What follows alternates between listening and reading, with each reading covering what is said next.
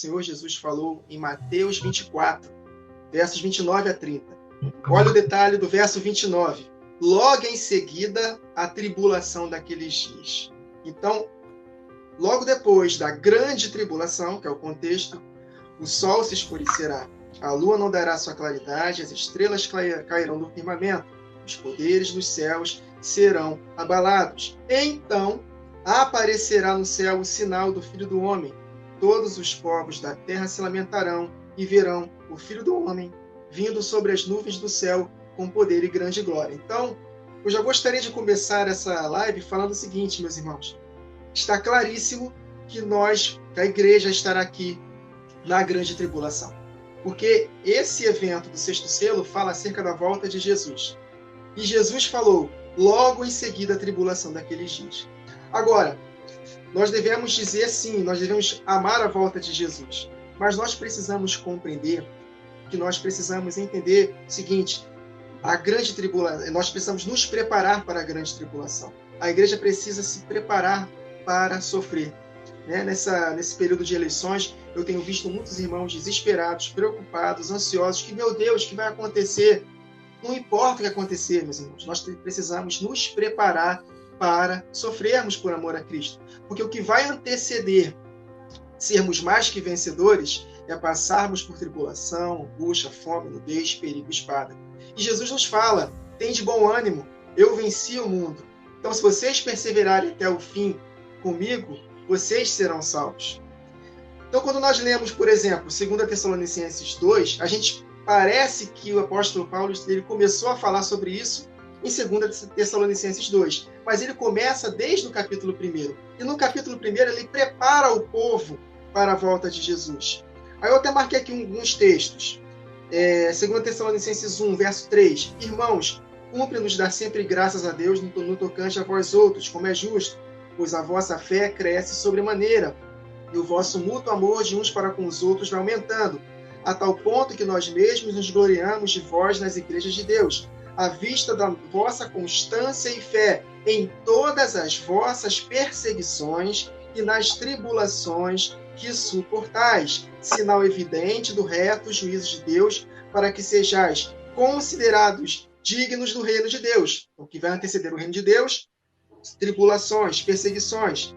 Aí ele continua, pelo qual, com efeito, estás sofrendo, se de fato é justo para com Deus que ele dê em paga tribulação aos que vos atribulam. Jesus Cristo vai fazer justiça aos santos. E a vós outros que sois atribulados, alívio, juntamente conosco. Olha o detalhe. Quando do céu se manifestar o Senhor Jesus com os anjos do seu poder. Então ele fala de tribulação e angústia. E aí ele vai para o capítulo 2, falando acerca da volta de Jesus, fala que vai anteceder a volta de Jesus, apostasia, o homem do pecado. Então nós precisamos nos preparar para sofrer. O Espírito me alegrou muito segunda-feira de manhã, porque eu quase caí na pilha no domingo à noite de ficar preocupado. Mas o Espírito alegrou meu coração. Por quê? Wagner, importa que vocês passem por tribulações, se preparem para o que vier. Então, meus irmãos, nós precisamos entender que a igreja ela é destinada ao matadouro. Ela é como ovelha destinada ao matadouro. Então, para que nós possamos começar essa live aqui maravilhosa, falando acerca do sexto selo, falando acerca da volta de Jesus, nos alegrarmos na sua volta, mas antes tem a tribulação. O apóstolo Paulo, em Atos 14, ele nos disse claramente lá, importa que passemos por muitas tribulações para herdarmos o reino. Então, já podemos começar com uma palavra de consolo, meus irmãos. Nós precisamos nos preparar para os dias terríveis que virão. E o Espírito vai nos fortalecer poderosamente, desde que nós nos entreguemos à vontade de Deus e às profecias. Está muito claro, meus irmãos, o que vai anteceder o reino milenar, tribulação e angústia. Então, logo em seguida, a tribulação daqueles dias. O Senhor nos fará justiça. O texto que o irmão leu, ele começa falando assim, ó, olhei e eis um grande tremor na terra, né? Essa parte do sexto selo, né? Gente, antes de começar a falar ali sobre sinais, o irmão deixou claro ali que Mateus 24 fala sobre os sinais da vinda que antecedem a vinda de Jesus. né? Os discípulos perguntaram quais são os sinais da tua vinda. Jesus fala de muitas coisas, mas os sinais que ele diz assim, ó, isso aqui é a última gota, é o que vai acontecer. São esses sinais, no sol, na lua, nas estrelas, no mar e tudo mais. Antes de falar de algumas coisas, eu queria só comentar aqui, ó, que existe um sinal que ele antecede o sol e a lua, que é o tremor na terra. Ou, como algumas bíblias diz, ela fala sobre um grande terremoto. E eu separei aqui alguns textos, porque a gente vai perceber algo que eu acho interessante, irmãos. Que essa questão de tremor ou terremoto é algo que sempre aconteceu quando houve uma manifestação de Deus. Um exemplo que a gente tem é justamente lá no Monte Sinai, no Êxodo, quando Deus desce no Êxodo no terceiro dia. Olha aqui a tipificação, né? A Bíblia diz que quando Moisés faz uma aliança, no terceiro dia, Deus ele vai selar essa aliança e ele vai descer no Monte Sinai. É uma figura que aponta para a segunda vinda de Cristo também. No início do terceiro dia, nós vamos ver a glória de Deus descendo. E quando Deus desce no Monte Sinai, nós vemos que há muitas coisas. Há ali fumega, Deus manifesta a sua presença, há uma glória e há tremor de terra. E muitas pessoas ficam apavoradas com a presença de Deus. Literalmente, essa palavra, eles ficam amedrontados com a presença de Deus. Para muitas pessoas que não estavam preparadas, aquela visão foi terrível. O autor de Hebreus diz que foi terrível, ao ponto de muitas pessoas se assustarem. Só que isso é interessante porque a gente vai ver lá na frente que vai voltar a acontecer no tempo do fim. A manifestação da presença de Deus é gloriosa para quem está preparado, para quem o aguarda. Mas para quem estiver despreparado, vai ser algo terrível, ao ponto de muitas pessoas se assustarem, não quererem ficar perto. E lá em Moisés aconteceu uma coisa tremenda. A Bíblia diz que o monte tremia. Você vê que quando Jesus vem, Jesus, ele, no dia que ele vai ser crucificado, a Bíblia diz que o céu escureceu e houve um grande terremoto. No dia que Jesus ressuscita, a Bíblia diz que houve outro grande terremoto.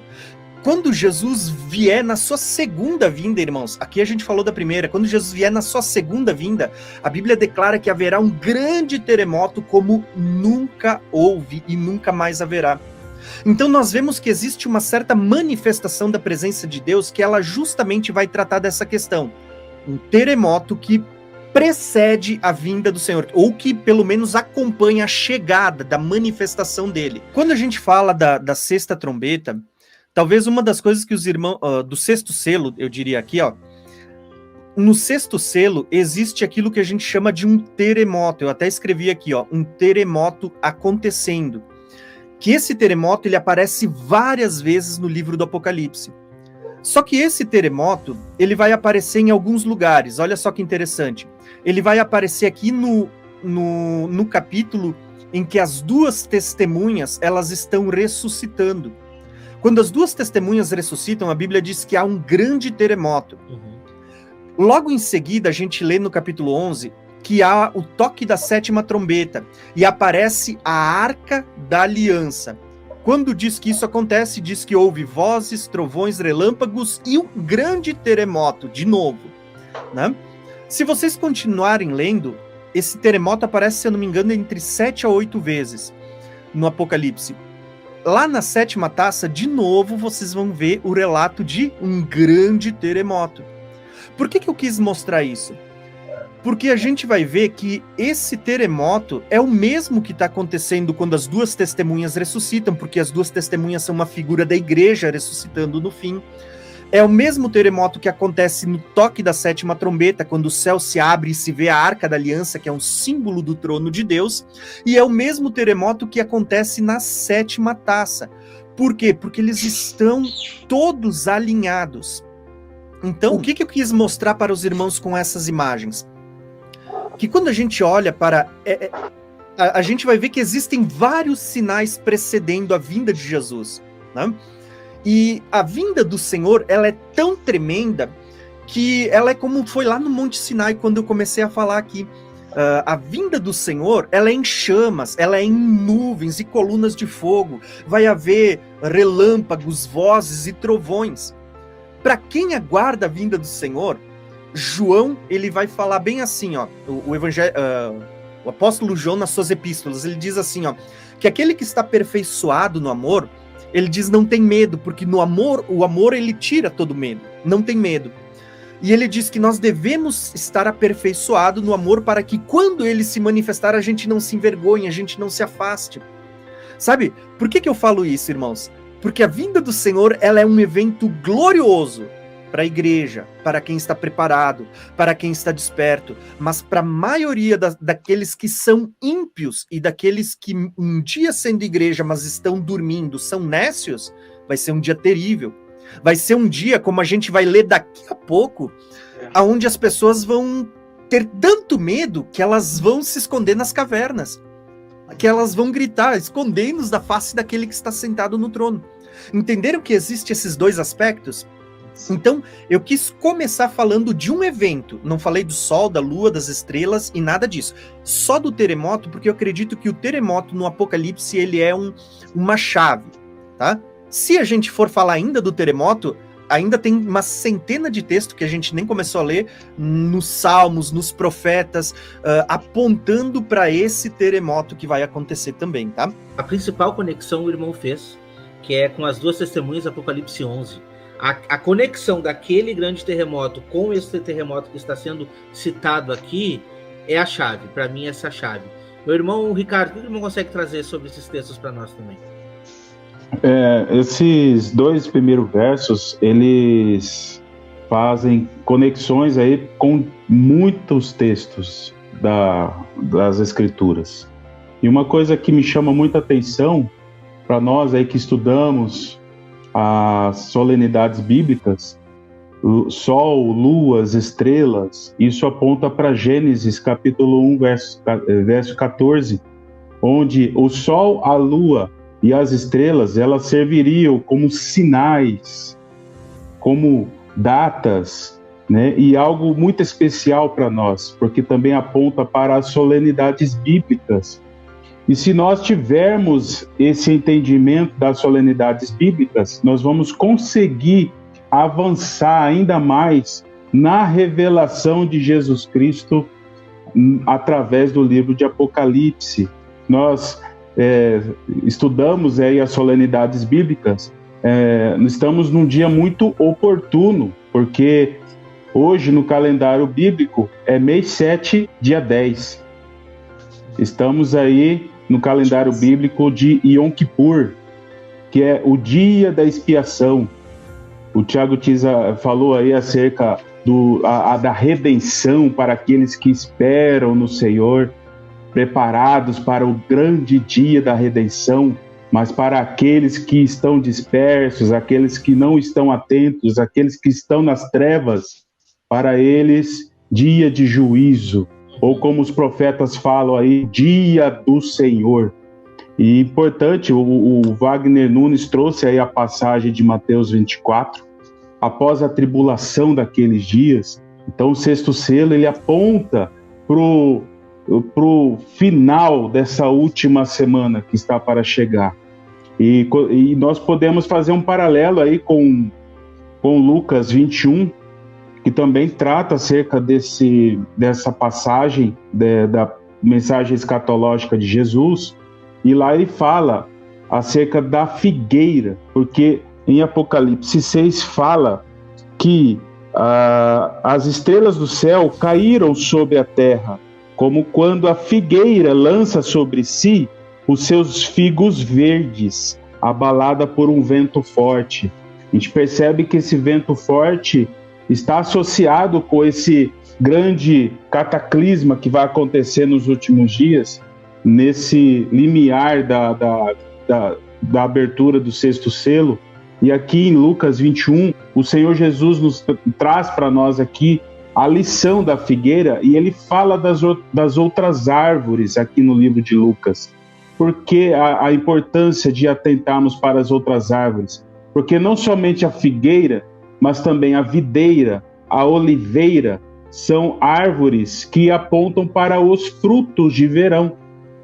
Porque Jesus falou: olhai para a figueira e todas as árvores, quando já tem rebentado, sabeis que o verão está perto. E ele acrescenta, sabei que o reino de Deus está perto. E quando nós olhamos a etimologia da palavra verão, no hebraico, ele significa kaites, e a palavra fim é ketz. Da mesma forma, no grego, a palavra verão é teros, e a palavra fim é telos. Então tem uma similaridade muito grande. O que o Senhor Jesus estava nos ensinando? Que o fim está relacionado com o verão.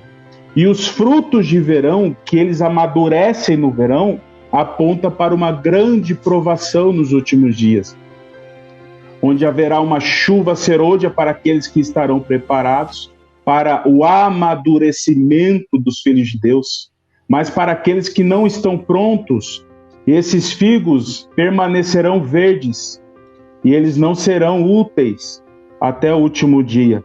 Então, em Amós 8, verso 1 e 2, o Senhor pergunta para Amós: o que é que você vê, Amós? E Amós responde: o cesto de frutos de verão, cai-se. E o Senhor responde: exato, chegou o fim sobre o meu povo Israel. O fim significa Quetz. Então é uma relação muito interessante. Eu vou trazer só um versículo deste capítulo, que está lá em Joel 3, tá? Se vocês em casa podem ler todo o contexto de Joel 3, do 1 até o 16, mais ou menos, mas eu vou ler aqui para nós a partir do versículo 12, tá?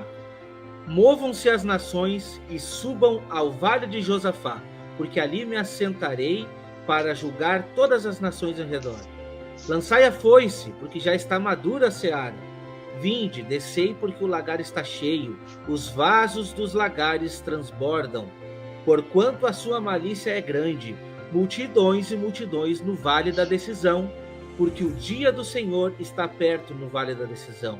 O sol e a lua se enegrecerão, e as estrelas se retirarão do seu esplendor, e o Senhor bramará de Sião e dará sua voz de Jerusalém, e os céus e a terra tremerão, mas o Senhor será o refúgio do seu povo e a fortaleza dos filhos de Israel. Eu quero pegar esse gancho que o nosso irmão Ricardo trouxe aqui, da comparação com Gênesis, porque a gente sabe que Deus falou para nós lá, né, que o sol, a lua, as estrelas serviriam como sinais e para marcar os tempos. Então, quando a gente pega essa referência dizendo para nós assim, ó, que o sol se tornou negro, a lua se tornou como um saco de crina, né? E as estrelas estão caindo do firmamento, é Deus nos dizendo: o tempo se findou, o tempo acabou, já não há mais tempo, entende? O noivo está às portas. Veja que maravilha, veja como Deus se revela para nós, até por meio de sinais, até por meio dos astros que ele mesmo colocou no céu para determinar os tempos. Então esse é o tempo para a gente entender que este selo, estando sendo aberto, este selo está nos revelando que a volta de Cristo, muito em breve Cristo estará vindo para assumir esse reino.